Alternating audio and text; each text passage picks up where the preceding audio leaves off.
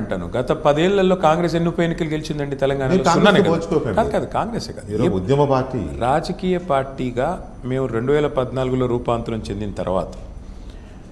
రాజకీయాల్లో ఎత్తు పల్లలు తప్పవు ఎవరికైనా తప్పవు ఎంత మహానుభావులు ఇందిరాగాంధీ గారు ఓడిపోయారు ఎన్టీ రామారావు గారు ఓడిపోయారు రాహుల్ గాంధీ గారు ఓడిపోయారు కాబట్టి వాజ్పేయి గారు ఓడిపోయారు కాబట్టి నేనేమంటానంటే ఎత్తులు పల్లలు రాజకీయాల్లో తప్పవు కానీ ఒక విషయాన్ని అధ్యయనం చేసి ఏం జరిగింది అని తెలుసుకుంటే ఇప్పుడు నేను ఒక మాట అడుగుతాను నిజంగానే మీరు అనుకున్నంత దారుణంగా మా పరిస్థితి ఉంటే ఒక ఉప ఎన్నికల్లో ముఖ్యమంత్రి గారు కాలికి బల్బం కట్టుకుని వారం రోజుల పాటు తిరిగిన ఉదంతా నాకు ఒక్కటి చూపెట్టండి భారతదేశం మొత్తంలో ఒక ఉప ఎన్నికల్లో ముఖ్యమంత్రి గారు పాదయాత్ర చేస్తూ వెంకటగిరి గల్లీలో తిరిగిన ఉదంతం ఒక్కటి చూపెట్టండి నాకు ఒక ఉప ఎన్నికల్లో కుల సంఘాలతో మీటింగ్ పెట్టిన ఉదంతం ఈ భారతదేశంలో ఒక ముఖ్యమంత్రి గారు చూపెట్టండి కేసీఆర్ గారు 10-12 ఉప ఎన్నికలు కొట్టాడు కేసీఆర్ గారి నాయకత్వంలో మొత్తం ఉప ఎన్నికల్లో ఆయన ఒక్కసారి వచ్చి ఒక గంట సేపు మాట్లాడి వెళ్ళిపోయారు 12 ఉప ఎన్నికలు కొట్టాడు మేము ఏ ఒక్క ఉప ఎన్నికల్లో కూడా కేసీఆర్ గారు కుల సంఘాలతో మీటింగ్లు కానీ ఇంకోటి కానీ చేయాల వచ్చి ఒక గంట అది గంట కూడా కాదు 40 నిమిషాలు ఉపన్యాసం చెప్పి వెళ్ళిపోయారు ఒక స్పీచ్ ఒక బహిరంగ సభ కొన్నిటికైతే రాలేదు హుజురాబాద్కి రాలేదు దుబ్బాక రాలేదు కొన్నిటికి రాను కూడా రాలేదు మన హైదరాబాద్లో అయితే అసలు ఎన్నికల్లో కూడా ప్రచారం చేయలేదు కేసీఆర్ గారు నేను ఎందుకు చెప్తున్నా అంటే that shows the mood of the people ఇవాళ ముఖ్యమంత్రి గారి డెస్పరేషను ఆయన కాలికి బల్పం కట్టుకొని తిరుగుతున్న పద్ధతి అసలు ఎలక్షన్ లేనప్పుడేమో సినిమా వాళ్ళని జైల్లో పెట్టాడు ఇప్పుడేమో సినిమా కార్మికులను ప్రసన్నం చేసుకోవడానికి నానా తంటాలు పడుతున్నాడు కాబట్టి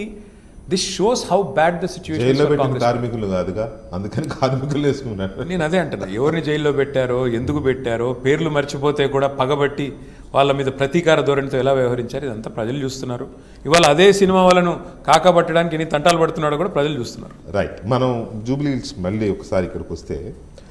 జూబ్లీ హిల్స్ ఎలక్షన్ని చాలా ప్రతిష్టాత్మకంగా తీసుకున్నారు అనేది క్లియర్గా అర్థమవుతుంది ఎందుకంటే మేమా సీఎం గారా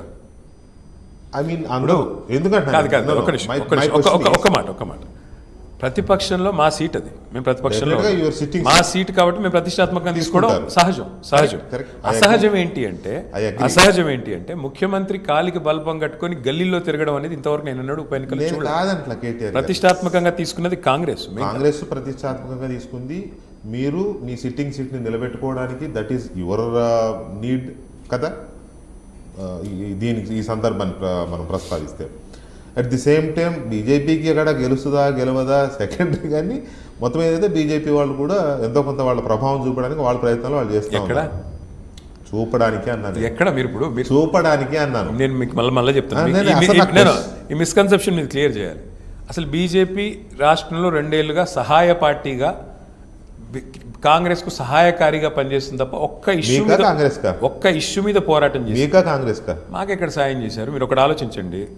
జైల్లో పెట్టింది మా నాయకులని ఈడీ ఇన్వెస్టిగేషన్లు జరిగేది మా మీద ఈడీ దాడులు పొంగులేటి మీద జరిగితే ఇంతవరకు ఒక్క మాట పొంగులేటి మాట్లాడారు చెప్తా ఒక్క నిమిషం తొందరపడకండి నేను చెప్తాను అన్నీ చెప్తాను అప్పుడు మా నాయకురాలే కదా కవిత గారు ఇప్పుడు కాదు కానీ అప్పుడు ఉన్నారు కదా చెప్తా మీరు జాగ్రత్తగా వినండి ఈడీ రేడు